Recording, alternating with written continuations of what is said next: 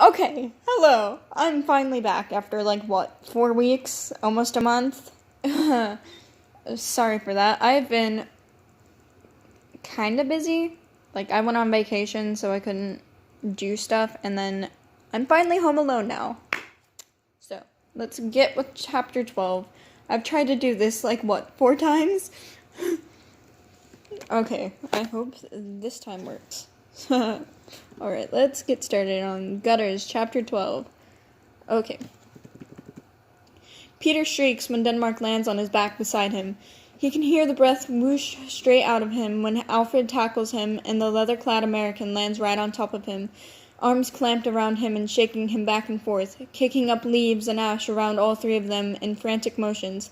At first, he's dead certain that Alfred is trying to maul Denmark into submission, especially given the choked-up spluttering coming from Denmark, and he nearly launches himself into his midsection to knock him off. But after a moment of stunned staring, he realizes that America is laughing. Not even laughing. It's even less threatening than that. He's giggling like this is the most hilarious thing that he's seen, and swinging Denmark around in the dirt in a crushing bear hug. Alfred!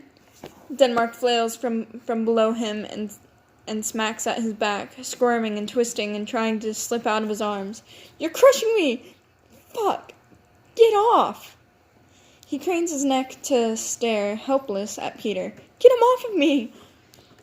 Seelan manages to snap himself out of his astonishment and leaps to grab the back of Alfred's coat and haul him backwards, groaning with the effort, and stumbles back when America abruptly releases Denmark and spins around to grab him instead. Peter! He hops to his feet and twirls him around, bouncing and laughing still. You're okay! Oh my gosh, you're okay! Peter coughs and tries to push himself off of America's chest. Hi, America, he wheezes. Good to see you too. The rest of the air in his lungs is promptly squeezed out by Alfred's cheek smushing against his own in some kind of cruel, corporeal, I don't know, cuddle. Get off, get off, get off!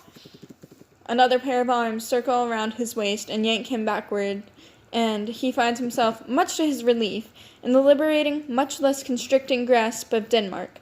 Both of them are panting and trembling with exertion by this point, and Denmark stares somewhere between exasperated and horrified when Alfred starts toward them again, smiling like a madman, with his arms spread wide open for a second round. Whoa, okay, stop. Denmark sets Peter down and holds a hand out in front of himself. We got it. You guys are okay. Alfred stops in front of them, still bouncing and grinning, and just starts touching them, pawing and patting and prodding, making sure that they really are there. Oh my god, you're totally fine! He launches forward and sweeps Denmark up in another hug, one that lifts him clear off of his feet. Denmark coughs and pounds on his back. Yes, fine, now put me down! He huffs and smooths invisible wrinkles out of his coat when Alfred places him back on solid ground. I see you're doing just fine. Yeah, I'm okay. He crouches down and pinches Peter's cheeks. I can't believe it. Look at you. You're like a tiny Arthur. He squishes his face between his palms. This is so awesome. Peter swats at him and manages to wiggle free. I am not. America straightens back up and turns back to Denmark. So if he's here, that means we're in England, right? He's half English or something? So that's right? Denmark tilts his head and just stares at him. Wait, what? You don't know where we are? No, why? Don't you? He snaps his fingers. Oh, okay, I get it. You don't know either. That's okay, we can figure it out together, 'cause you're here now. Denmark opens and closes his mouth several times before he actually manages to make any sound come out.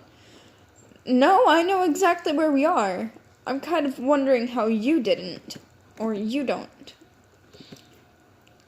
Well, my map burned up when we landed, and nobody here will talk to me, Well, okay, some of them do, but they all keep talking in, weird English. He balls up his hands and shakes them excitedly. So I'm right? We're in England? Peter gapes at him. No, you're about 1,000 kilometers and some water off. 1,000 what? Denmark scrubs a hand down his face. Something like 600 miles. You seriously don't know where we are? Where you are? So, we're not in England. No. A crestfallen expression overtakes his face for a split second before, again, pinging right back up to the same ridiculous excitement from before. Okay, well, 600 miles isn't that far. He plants his hands on his hips. So where are we then? Peter and Denmark just stare at him. Germany, Denmark says violently. We're in Germany. The people here speak German. Oh, he grins. That would explain the weird English then. Denmark and Peter exchange concerned glances. Alfred? Denmark starts slowly. What are you doing here? What do you mean? I mean, what are you doing here? How the hell did you get from the United States to Germany? I flew. You flew? I flew. Denmark pinches the bridge of his nose. Would you care to elaborate on that a little? America nods enthusiastically and grabs Denmark's elbow. Yeah, I'll tell you all about it. Come on, you can come back with me and I'll tell you everything. Peter grabs their bags off of the ground and hurries after them. Are you staying where that smoke is coming from? He asks. From over there? America begins to lead them through the woods again, cheerfully weaving through the trees back the way he was headed before. Yeah, that's us! Denmark blinks. Us? Yeah!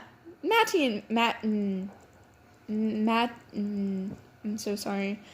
Maddie and me, even though it's like Matty. English is weird.